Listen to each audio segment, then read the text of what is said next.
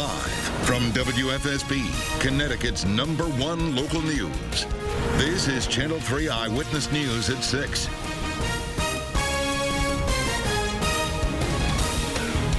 My husband took his last breath in this house. It's all we have. And I'm fighting for it.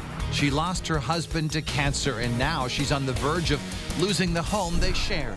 This widow is facing foreclosure. Fed up, she's taking her fight public. Wells Fargo is a $1.5 trillion company, and they're doing this to my family going through this. We have not even grieved for my husband yet. Good evening, and thanks for joining us on this Friday. I'm Dennis House. And I'm Denise DeCenzo. That widow and her children are about to be kicked out of their home. She told Eyewitness News she has money to make some partial payments, but needs her loan modified and keeps running into roadblock after roadblock. Channel 3 Eyewitness News reporter Matthew Campbell is getting answers. He's back from Torrington now with this family's plight.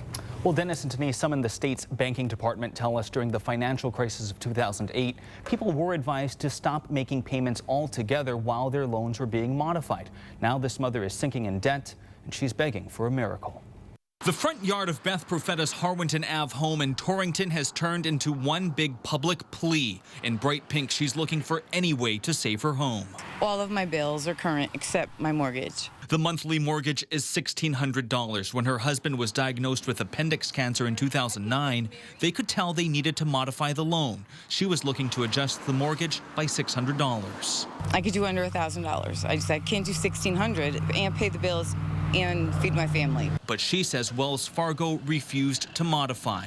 They're saying that I don't have enough income coming in, which I do.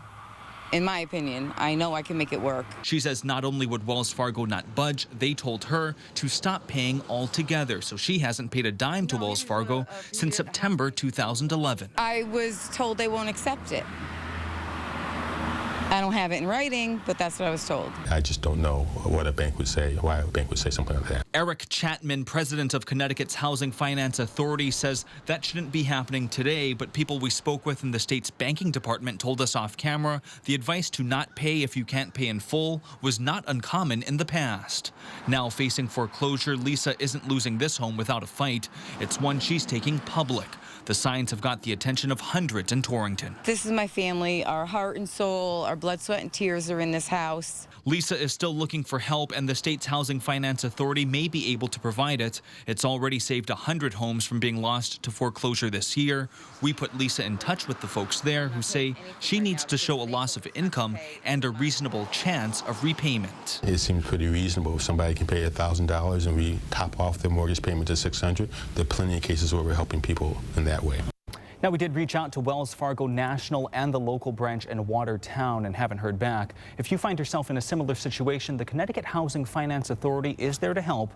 Its information is on our website, wfsb.com.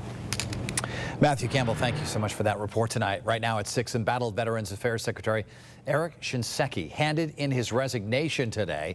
His departure comes during a time of deep-seated trouble within the VA healthcare system. One of the system's 150 hospitals is right here in our state in West Haven. And today, Senator Richard Blumenthal pushed to have audits made public to make sure veterans are getting the care they deserve. Channel 3 New Haven Bureau Chief Robert Coulson is live in West Haven with this story. Robert. Veterans here in Connecticut, Dennis, use this hospital in West Haven for all aspects of their health and well-being. Well, today they're wondering how today's big announcement is going to impact this system. They're overloaded. They're overloaded bad. They need, I guess, more help. The Veteran Hospital in West Haven serves Connecticut's veterans, but as the entire VA system is highlighted by alleged corruption and now the secretary of the agency stepping down, there's concern there could be issues at Connecticut's VA hospital. There's been a couple times myself where I've tried to get in quick and I needed to get in. I got in a few days later. West Haven's VA hospital was recently cited for poor sanitary conditions in its emergency room and excessive absenteeism.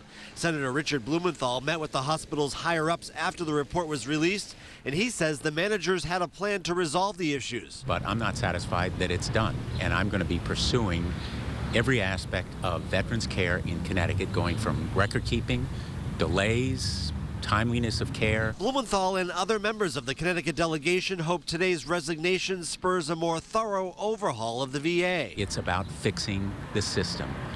A system fraught with failings in delays, secret waiting lists, falsification of documents, destruction of records. In effect, cooking the books and then covering it up. This Navy veteran likes the idea of taking a closer look at the hospital in West Haven, but he personally has not seen any issues. I've had very good care here at this particular facility. I hear it's like one of the best in the country. And Senator Blumenthal has been pushing for more funding, especially here in West Haven, dealing with everything from staffing levels to the building itself. We're live with the mobile newsroom in West Haven. Robert Goulston, Channel 3 Eyewitness News. Thanks, Robert. Now new at 6. You can't ignore it. It's not going to go away. There's a growing problem with blight in New Britain, and the city is not taking it lightly. They're now taking action and cracking down. Channel 3 Eyewitness News reporter Jason Fraser has the story. The city says close to 10% of its properties can be considered examples of blight. Overgrown grass, trash thrown throughout front yards, but they're hoping that a small change can make all of it history. For nearly 7 years, Lori and Robert Laramie have called Steel Street home, but a growing problem next door has this family feeling a little embarrassed. We do everything to make it a better place to live. Then we look at this. Our selling price for our house goes down because of this. Lori says the grass next door hasn't been cut in months. There's garbage in the back we can see from our house. It's not uncommon to see tires in front of somebody's house or grass that's growing 3 feet high or, broken windows. We don't want that. Right now, offenders are issued a $250 ticket and given a 30-day wait period before being penalized. But a committee is looking into tightening up those fines and issue those fines quicker. Upon initial inspection, if you are in violation, you will get that $90 ticket. That's right, $90 for each violation in New Britain for uncut grass, trash, or broken window. Offenders will have the option to appeal the ticket. For Lori and Robert, they think the fines should be more. It should be $200. Wake them up, shake them. I think it's overdue. The city committee will have to vote on it before the full city council takes a vote on it. If it is passed, it could take effect as early as next month. Jason Fraser, Channel 3 Eyewitness News. Now, early morning weather every 10 minutes. Well, we do have showers and thunderstorms working through the state right now. Some of this heavy rain, and we're tracking some severe thunderstorms northwest of us that we're going to have to keep a close eye on. Right now, nothing severe across Connecticut, just heavy downpours and some rumble of thunder, basically from Hartford northeast along I-84 through Manchester, East Hartford, Vernon, up through Ellington, even in towards Stafford Springs. Some very heavy rain right now. Our precip rates on this pretty good. You can see in some areas up to an inch an hour, if not more, with these downpours. But the other thing, like I said, we are watching is shower activity that's to the northwest of us in through the greater capital district of New York State. Some thunderstorms here have prompted some severe thunderstorm warnings. Concern is of wind that could be in excess of 60 miles an hour with those storms up there. And as they do a quick future scan, you can see that they will be crossing in through the Berkshires over the next hour. Hopefully, guys, they will be dying off before they get here, but we'll have another look at that coming up in just a few minutes. Looking forward to that. All right, Mike, thank you very much. New details now on that mother of 3 who triggered a big Amber Alert earlier this month. Today, 32-year-old Jackie Morris appeared in court in Rockville after being arrested because she took her 3 boys to Maine without permission and set off a state search all across New England. Morris now faces charges of custodial interference and risk of injury. After court today, her attorney told us that Morris is happy to be free tonight. She did post bail, and she's out there waiting for her next court appearance. The man who led the investigation into the Sandy Hook school shooting is retiring. Colonel Daniel Stebbins announced that he will retire at the end of June. Stebbins had been criticized for the plan to consolidate dispatch centers and for discussing details of the Newtown shooting while at a conference with other law enforcement members. Today, Governor Malloy said he did not ask for Stebbins to retire. I want to be very clear. I support him. He's an outstanding individual, and I think has done outstanding work. The 62-year-old Stebbins has worked with the state police for more than 30 years. He was appointed commander in 2010. Coming up at 6, pay up or be prepared to get the boot. The plan to deal with delinquent parking tickets that could be a big inconvenience for drivers. Plus, it's not even officially summer yet, but hurricane season is rearing its ugly head. How some already hard hit from past storms are getting ready now. And as Mike Cameron mentioned, storms are hitting our state right now. This is a look northwest from downtown Hartford. So we're looking at the towns of Bloomfield and Windsor. And right now it is raining pretty heavily, as you see there. But you see some sun in the far off distance, sort of near Bradley Airport there. Mike will tell us if the unsettled conditions will impact the weekend. You're watching Channel 3 Eyewitness News, home to weather every 10 minutes.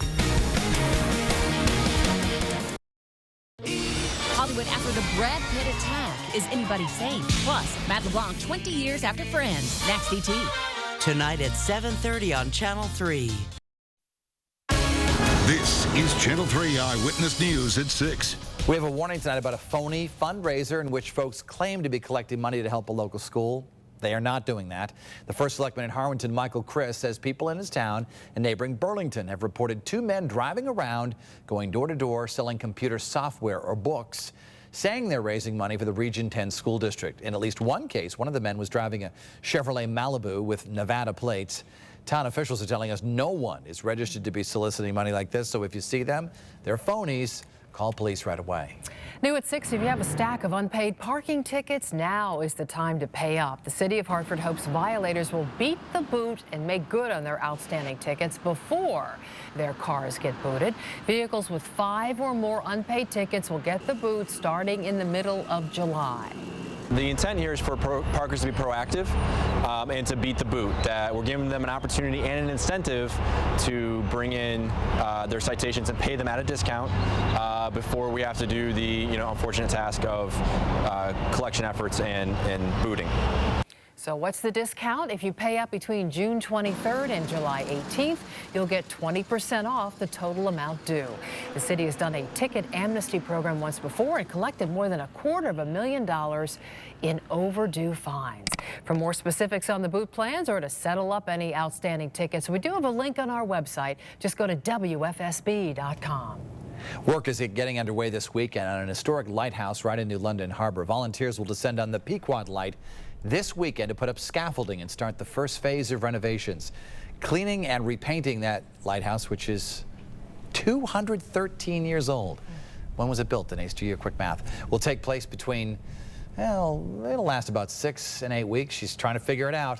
Organizers still need to raise nearly $40,000 to finish building a walkway and work on the landing inside the house. The lighthouse will be closed during the renovation. And your answer is? It was a long time ago. I think it's 1801, right? Did I do that right? I think so. Coming up at 6.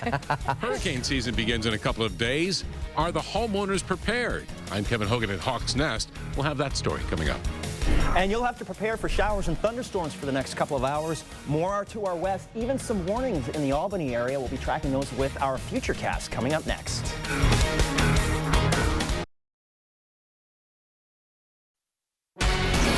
From Channel 3, early morning weather with meteorologist Mike Cameron. Showers and thunderstorms, part of our evening for many of us this evening. We're taking a look at our early morning pinpoint Doppler, showing you that, yes, some of this heavy rain still ongoing through parts of our state gave Hartford quite a heavy downpour. Now it's working through basically downtown Manchester along Main Street, very wet. As we look up towards Vernon and the shopping district here, you can see there's quite a bit of heavy rain, and then in towards Tolland as well, all along I-84 now, a very wet ride. And then out to the west, you can see some lighter showers over much of northwestern Connecticut. Along the shoreline, we've watched a few occasional showers through the New Haven area, but those have since basically moved east now. But the real story we're watching beyond the showers ongoing over Connecticut are the showers that are ongoing north of us through the Albany area. Notice how there are a lot of severe thunderstorm warnings actually posted for the Capital District in through the Berkshires of Massachusetts. And this line of showers and thunderstorms is tracking to the southeast toward Connecticut. You can see how our future scan over the next hour does push them closer to the state. At the same time, though, we're losing the heating of the day. So my hope is that they'll be weakening over time as they move to the south. You can see, too, no cloud-to-ground lightning, just rumbles in the clouds with our lightning tracker. And you can see how the skies are so dark even over Hartford, most of the rain having pushed away. But even some light rain still continues downtown and will for the next, I'd say 10 to 15 more minutes. And then New Haven. We had some showers earlier on. We're taking a break, but notice how much more cloud cover there is in the wake of those showers. A lot of these showers and the cloud cover move away overnight, and by morning we'll see lows in the low 50s, even some upper 40s. A really cool start. There even could be some patchy fog, though I think that the wind is really going to be stirring, and so if there is any, it won't last very long. And look at this tomorrow. Some isolated showers again. Otherwise partly sunny, highs in the upper 60s to near 70 in the forecast for tomorrow. So it's just today and maybe again tomorrow an isolated shower thunderstorm, but look out to the west how it's much more in the way of clear out through the Great Lakes. That weather's here for Sunday, and Sunday's wonderful. Our early warning futurecast, tomorrow's weather today, showers and thunderstorms until about midnight, 1 o'clock in the morning, then the last are gone. And then you see here with our early warning futurecast, tomorrow's weather today. Here's about 9 o'clock in the morning how it's just partly cloudy. Unfortunately, not a rain-free day tomorrow. As early as noon and certainly into the afternoon, an isolated shower thunderstorm is possible. Sunday is definitely the better of the 2 weekend days. In fact, feast your eyes on it. With our 3-day forecast, you can see how we're seeing highs up into the mid-70s on Sunday. Then Monday in your early warning 7-day forecast, a little more humidity, Dennis, with partly sunny skies and a high of 82. We're feasting. All right, Mike, thank you very much. It's hard to believe, but the Atlantic hurricane season begins this Sunday, and we won't be in the clear until the end of November. We have some great names this year, including Storm Arthur, Bertha, and Denise's favorite, Storm Nana.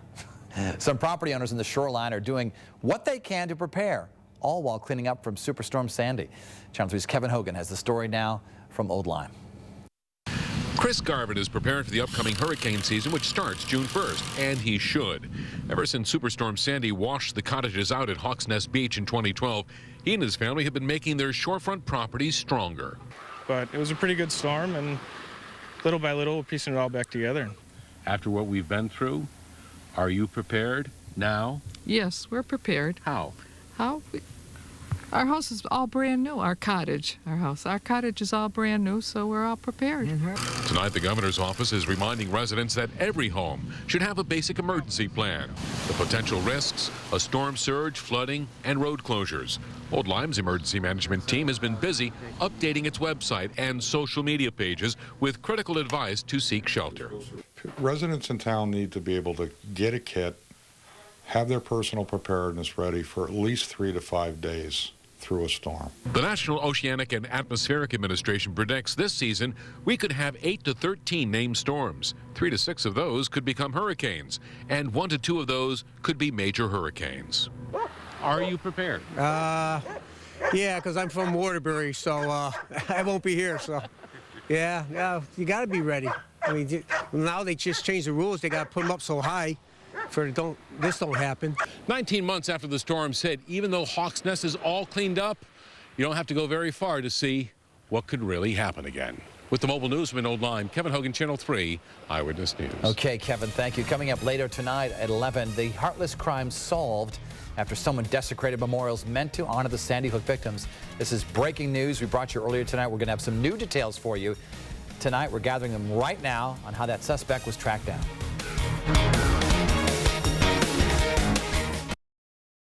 Tonight at 11:15, watch Friday Night Frenzy with Joe Zone and John Holt, presented by Toyota.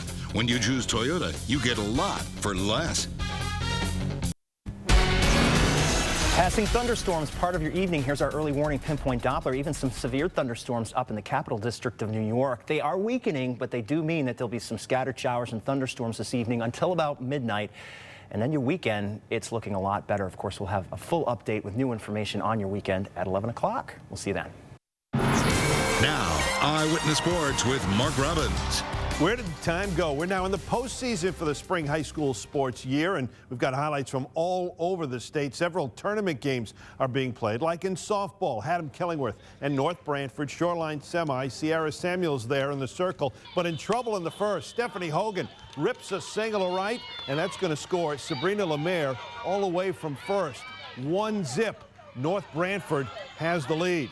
And then about 3 batters later, Lindsay Golia going the opposite way, driving in Hogan, and the Thunderbirds look fabulous. They had 3 in the inning, but HK stayed cool and loose. I mean, really loose. And Samuels didn't allow anything the rest of the way, and Haddam Killingworth came back, won the ball game 5-3, your final. CCC boys volleyball quarterfinal. That's Southington hosting South Windsor. Blue Knights Sharp early, Dan Normandin going up high for the kill. Southington had the early advantage, but South Windsor hanging tough. Senior Nick Stewart says, look what I can do. Gets a point for his team, and then Southington comes right back to answer. Adam Brush with another Blue Knights kill. Southington up. We'll have a final for you tonight on F&F, as the Blue Knights are also the 3 seed in Class AA this year. How about West Hartford, the site for Northwest Catholic? East Catholic, the CCC East lacrosse title for the boys. East Catholic getting on the board. Trevor Wilcox on the dodge.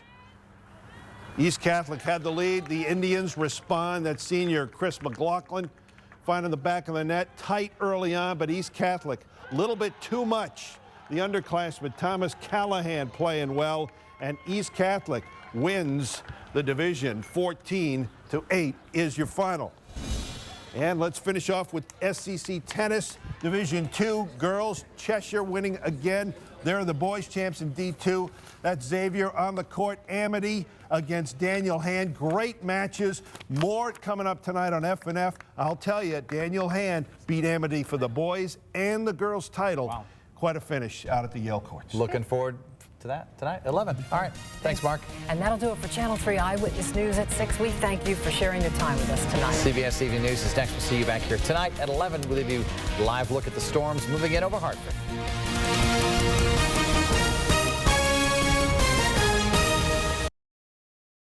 Oprah's ex-stepmom evicted from her home, kicked out, forced to pack everything. Next Inside Edition. Tonight at 7 on Channel 3, your home for Eyewitness News. The Channel 3 Kids Camp Benefit Ride and Concert featuring Travis Tritt, Sunday, July 13th. Ride, rock, and help send thousands of Connecticut kids to camp this summer. Country superstar Travis Tritt. Get your tickets right now at channel3kidscamp.org.